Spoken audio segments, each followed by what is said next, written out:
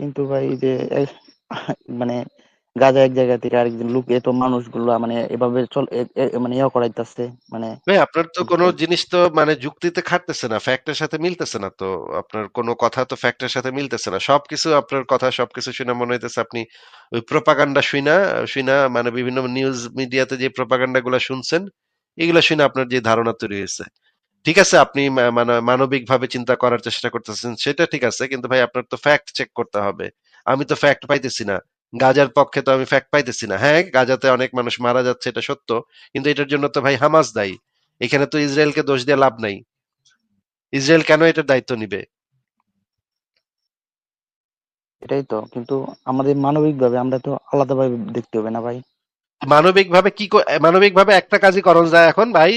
তোমরা আহো, হামাস, তোমরা ইসরায়েলের সব মানুষ মেরে লাও, হ্যাঁ, তোমরা ইহুদিদের সবাইরে জবাই করে লাও, হ্যাঁ, আসো মানবিক আমরা হইতাছি, হ্যাঁ। হামাস তো এটা চায় যে হামাসের মানে মানে একদম সুস্পষ্ট গঠনতন্ত্র আছে, গঠনতন্ত্র অনুসারে তারা চায় প্রত্যেকটা ইহুদিরে জবাই করে করে ওই ইসরায়েল রাষ্ট্রটারে তারা ভ্যানিশ করে দিতে চায়। এইটা হচ্ছে হামাসের লক্ষ্য।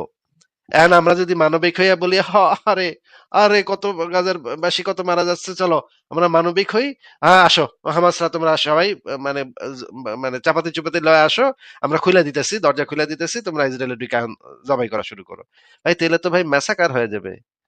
এটা এই মানবতা আমি কেমনে দেখাবো?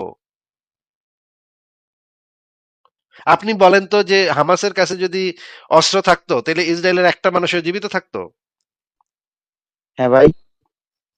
হামাসের কাছে যদি যথেষ্ট পরিমাণ অস্ত্র থাকতো, ইসরায়েলের একটা ইহুদিও কি জিন্দা থাকতো?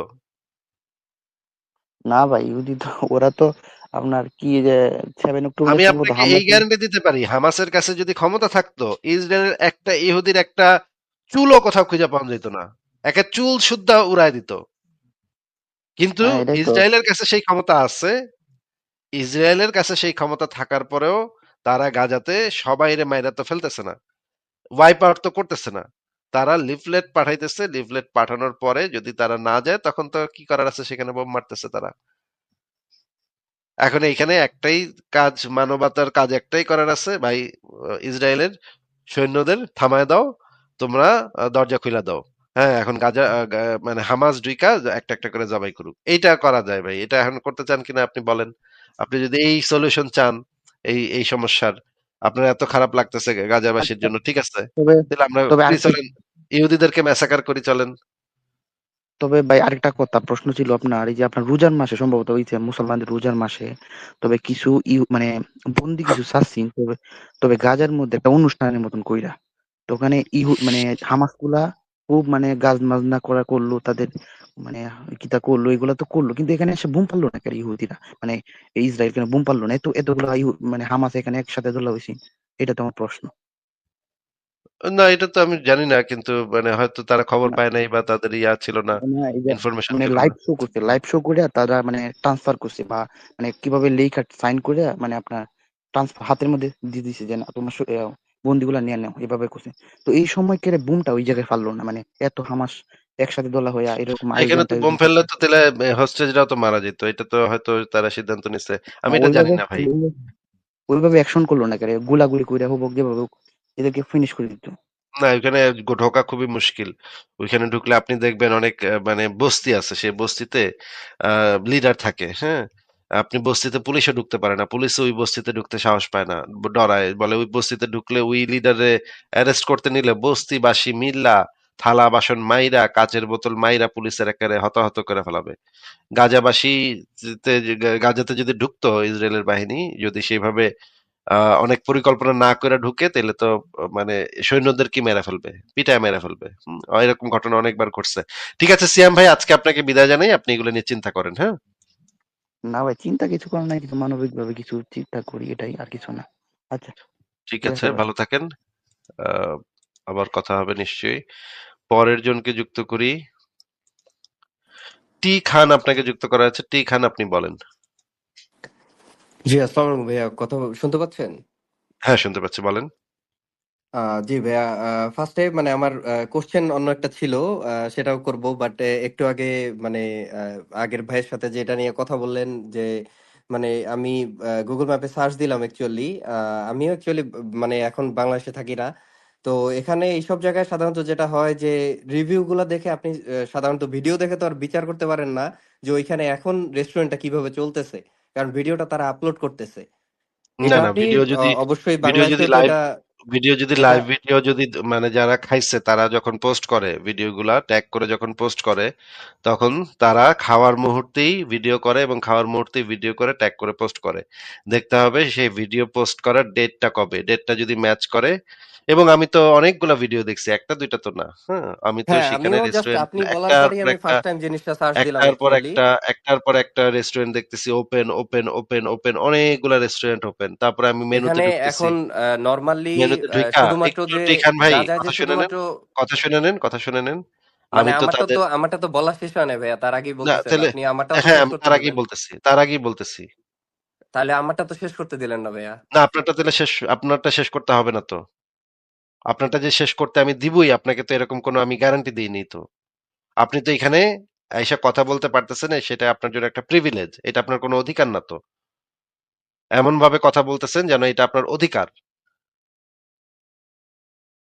আপনাকে যদি আমি কথা বলতে দেই আপনার সাথে যদি আমি কথা বলি সেটা আমার সৌজন্যতা আপনার সাথে কথা বলার কোনো এমন কোনো মানে দস্তখত আমি দেই নেই যে আপনার সাথে আমার কথা বলতেই হবে আমি দেখতেছি মানে কতগুলা রেস্টুরেন্ট খোলা আছে ওপেন আছে সেখানে ঢোকা যাচ্ছে সেখানে খাবারগুলা দেখতেছি আমি খাবার কি কি মেনু আছে আজকেও গতকাল রাতে আমি সে ঢুকছি গুগল ম্যাপে ঢুকে আমি অনলাইনে অর্ডারও করা যাচ্ছে অনলাইনে অর্ডার করার সিস্টেমও আছে তাদের এই খাবারগুলা মেনু যদি সেখানে দুর্ভিক্ষ চলে তাহলে সেইগুলা কিছুই থাকার কথা না সেইখানে রেস্টুরেন্ট পার্মানেন্টলি ক্লোজ থাকার কথা আহ, তারপরে আমি ভিডিওতে দেখতেছি যে ডাস্টবিনের পাশে যে জাতিসংঘের যে এইড গুলা গেছে সেগুলা ডাস্টবিনের পাশে স্তূপ আকারে রেখে দিছে বিশাল স্তূপ আকারে তারা রেখে দিছে তারা বলতেছে এগুলা তারা খাবে না এগুলা তাদের জন্য হারাম হামাস থেকে বলা হয়েছে এগুলা তাদের জন্য হারাম এগুলা তারা যেন না খায় তাহলে যদি এই ধরনের ঘটনা ঘটে তাহলে এখানে কোথায়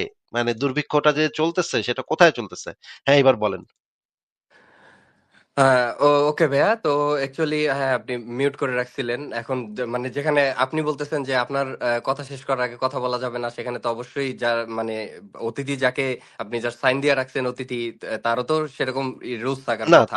তার তো সেরকম রুলস থাকার কথা না আপনাকে আবার মিউট করে দিলাম তার সেরকম রুলস থাকার কথা এটা কোথায় পাইছেন আপনি কোন নিয়মে এটা পাইছেন যে অতিথি অতিথিকে মিউট করণ যাবে না এটা কোন নিয়মে পাইছেন আমার কোন নিয়ম কানুনে আমার ওয়েবসাইটের কোন নিয়ম কানুনে বা আমার স্ট্রিমইয়ার্ডের কোন নিয়ম কানুনে এটা আপনি পাইছেন এই যে ক্লেম যে করলেন এটা যে দাবি করলেন যে এটাও থাকার কথা এটা কিভাবে দাবি করলেন কোন অধিকার বলে আপনি এটা দাবি করলেন এইটা হচ্ছে আমার ব্যক্তিগত স্ট্রিমইয়ার্ড নিজের পয়সা দিয়ে নিজের ইন্টারনেট দিয়ে আমি কিনছি এবং আমি কথা বলতেছি আপনাকে যদি আমি কথা বলতে দেই তাহলে আপনি কথা বলতে পারবেন যদি কথা বলতে না দিই তাহলে কথা বলতে পারবেন না যদি আপনাকে আমার 1 সেকেন্ড লাগবে না বের করে দিতে এবং আপনাকে যে আমি বের করব না এমনও কোনো দস্তখত আমি দেই নেই যে কোনো সেকেন্ডে যে কোনো মুহূর্তে আপনাকে বের করে দিতে পারি আপনি যদি আপনাকে যে এই মানে সুবিধাটা দেয়া হচ্ছে প্রিভিলেজ এটা হচ্ছে আপনার জন্য একটা প্রিভিলেজ আপনি একটা সুবিধা পাচ্ছেন যেটা আমি আপনাকে দয়া করে দিচ্ছি আমার সাথে কথা বলার সুযোগটা করে দিচ্ছি সেটার জন্য আপনি কৃতজ্ঞ হবেন কৃতজ্ঞ হয়ে এমন কোনো দাবি করবেন না যেটার অধিকার আপনার নাই হ্যাঁ এবার বলেন